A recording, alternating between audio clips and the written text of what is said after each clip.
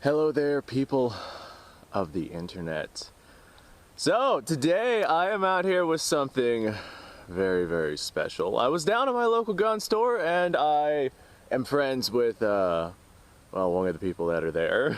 I'll just say that because I don't want to give any real specifics. And the person that is there, he was selling an 8mm Mauser. I'm sure that you've seen from the title of this video. This is a Turkish Mauser that I had bought off of this friend. Now, the reason why this particular one is very special is because this friend that I had bought this from down at the gun store, he got it from the guy that I normally borrow a lot of my firearms and equipment from. So, hey, I know you're watching.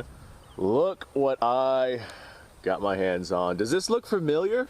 I hope it looks familiar, because I got this from our mutual friend. So, hey, now I have a rifle from this buddy of mine, and guess what? This one I don't have to give back because it is mine. Let's see how good this rifle actually is.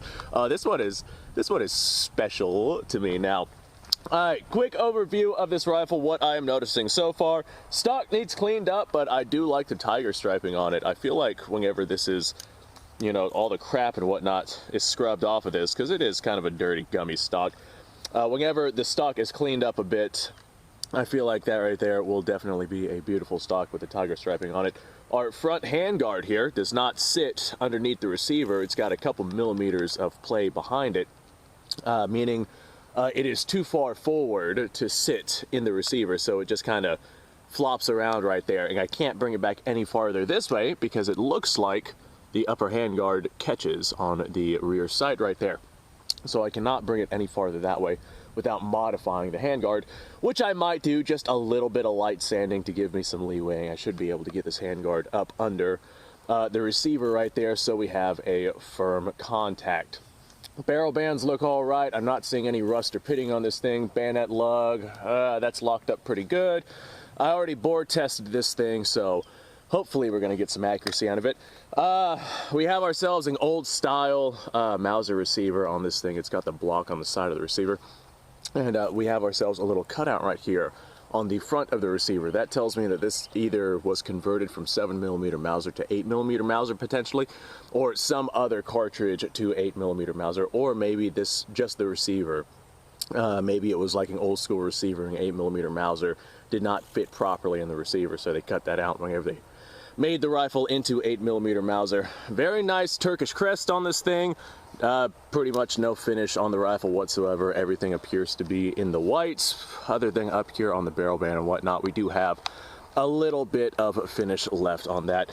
Stock is very nice, other than right here. The receiver block right here has cracked the stock right there. I'm noticing no locking lugs, or not locking lugs, no recoil lugs on this rifle either. So it's definitely an old school Mauser design before that was a thing. And I have some 198 grain non-corrosive full metal jackets because I don't feel like cleaning this rifle after I shoot it. Alright, first thing I'm noticing is the magazine gets caught on the lip right here. I'm willing to bet that this magazine is probably in backwards, just with how it's not lining up. So I might take the floor plate out and flip the magazine spring around. Not the magazine follower, that's in properly, but the magazine spring is probably backwards, and that's why we're getting nose diving in the front and severe catching in the back. I have seen that before with Mausers, but that is an issue right there. I'm also noticing the extractor is not where it's supposed to be. The spring in the extractor is not pushing the extractor to the proper place to be able to extract. So I'm willing to bet that we're going to get no extraction from this thing. Yeah, there's basically no spring tension on that. Or bolts, what the hell would you call this thing? Bolt release, bolt catch? The little lever on the side of the Mauser that catches the bolt, it is also of the old school Mauser design. And yeah, the spring in that does not feel like it's working very well. I have some replacement springs, I can probably swap that out pretty damn easily. But our extractor is probably not going to work. Let's go ahead, put a round down range at our steel, see if this thing shoots where it is I'm wanting it to shoot. It has a 100-yard zero, and the slider on the sight works very well. I don't see any banging or anywhere that might have been banged on the sights of the rifle, so it should be to point of aim. Let's go ahead, put a round down range. I imagine the headspace on this is probably okay. Emphasis on the word probably. Whew, well, we hit our target. Ah, those 198 grains, they hurt. I'm used to shooting the Turkish 155. Yeah, that's not gonna extract. So we're just gonna delicately pull that out of there so I don't bust my extractor, or that's not gonna eject. All right, let's go ahead and put, if we can, inside of this magazine. The magazine keeps going backwards and catching on a lip in the receiver, and that is what is stopping me from feeding rounds. But once I work through that area in the magazine, then the rounds feed just fine, and the magazine seems to work just fine. Let's send another round here. Oh God. Oh yeah, I went to eat the cartridge and I forgot the extractor wasn't working, or the ejector. All right, here's another one, just for good measure. Okay, I would say that this thing shoots to point of aim. So I'm not seeing any bulging or rippling or any issues with this thing. Fantastic. Man, those 198 grain full metal jackets are crazy. I tell you what, I miss my 155 grain Turkish ammunition, but that stuff is corrosive and I don't feel like cleaning this rifle, so non-corrosive ammo it is. With how accurate this is, I wouldn't mind taking this thing out hunting. All right, first impressions. I think the only thing I really have to fix on this thing is our extractor right here. It looks like this stock, the broken area on the stock right here, I see glue and whatnot in it. So it looks like it had some repair done to it. It just wasn't clamped down very well, so you can still clearly see the crack. I'll keep an eye on that, see if it gets any worse. It's not in a critical spot or anything like that, so I'm not overly worried about it. If, you know, the wood does break off, then I'll just kind of glue it back on. So, okay, well, this right here is a 93 Mauser, and it is a cock on close action, so a lot like the infield series. You're not fighting spring tension whenever you're trying to open the bolt, and that does aid with extraction, makes it a little bit easier. Unlike with the Mauser 98 patterns, whenever you open the bolt, you also cock the action. It's a good, strong, reliable action, but at the same time, if you have yourself a stuck case, you're also fighting spring tension, trying to fight that out of there. This right here does serve to be a very fast action, since you're not having to fight both cartridge extraction and spring tension at the same time. So you could run this very quickly, in theory, if you get yourself one that's pretty smooth. This one is, I have felt smoother, but it's definitely not the worst Mauser action I've ever felt. This right here will definitely be a good part to the collection. So yeah, all right. I feel like I could run this thing pretty quickly if I was running 155 grain, because I'm not gonna mad min at 198 grain. Holy crap, that is insane. That's some crazy recoil on that. We are missing the cleaning rod on this as well, and I don't think I have a bayonet that'll fit it. I might have to fix that. A rifle with a bayonet lug and no bayonet, that's just unnatural.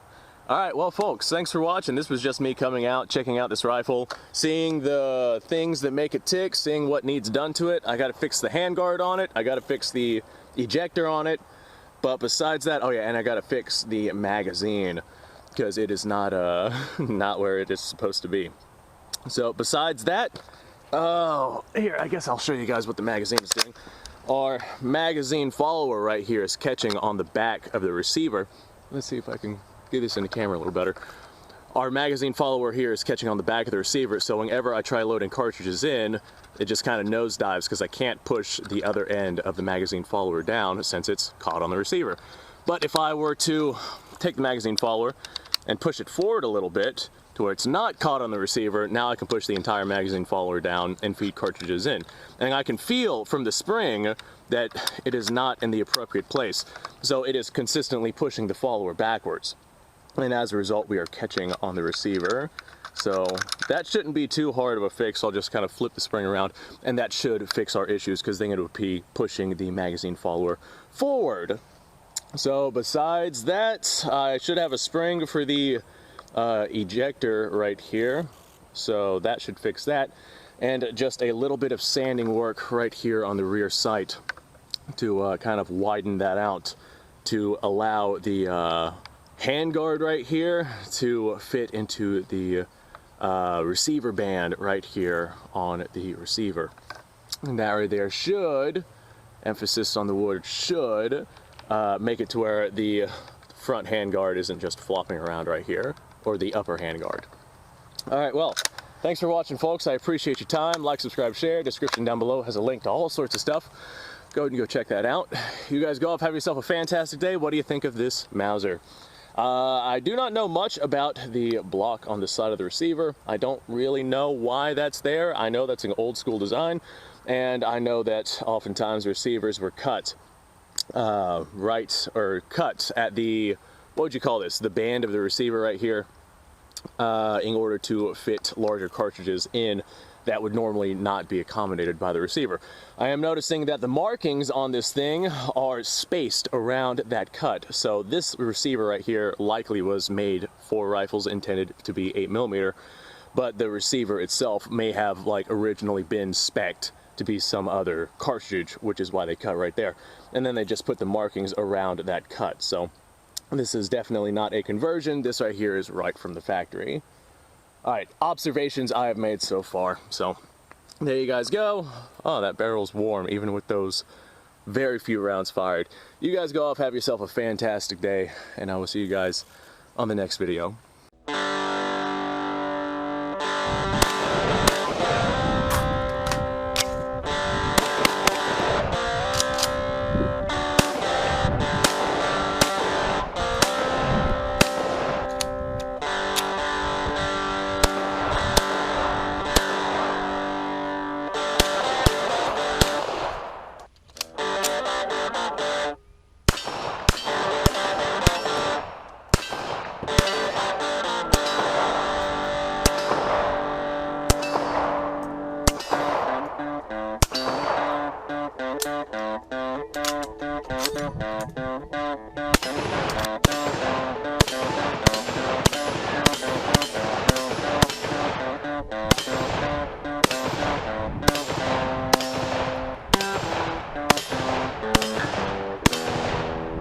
Been a little while since I've done this.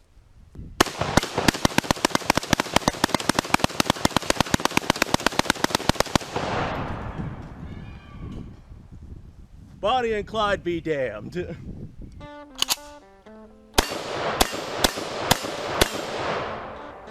poor man's Garrett.